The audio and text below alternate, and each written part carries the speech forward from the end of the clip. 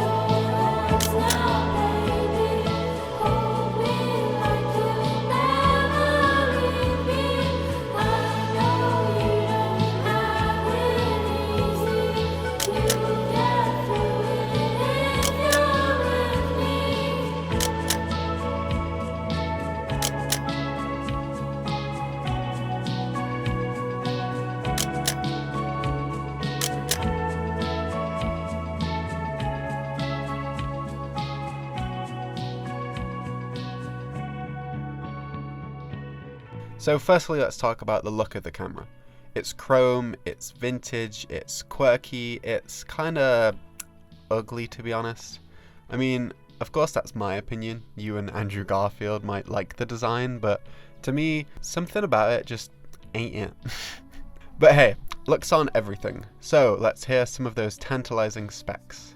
It's got a 45mm f1.7 lens, which is nice and sharp, a minimum focal distance of 0.8 meters, which is nice and average. The ISO ranges from 25 to 1000, which is nice and adequate, and the shutter speed goes from 1/500th of a second to 30th of a second, which is nice and slow, but for sure good enough, especially for such a old camera.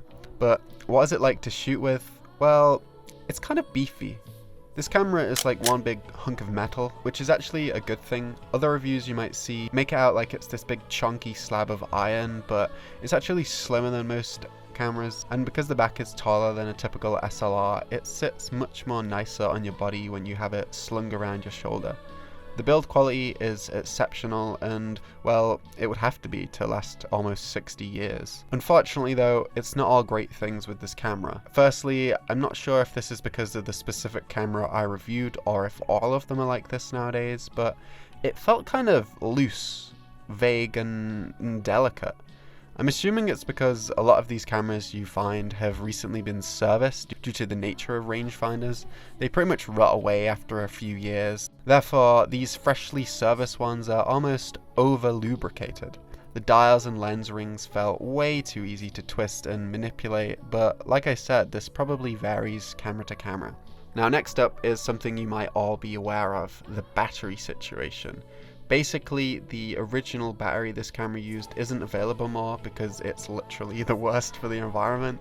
So you're either stuck buying a 3D printed adapter online or just taping a CR123A and two LR44s together like the rest of us. While this isn't too annoying, it can certainly be a bit tedious to do, and especially so when you don't have the patience. So overall, what do I think of this camera?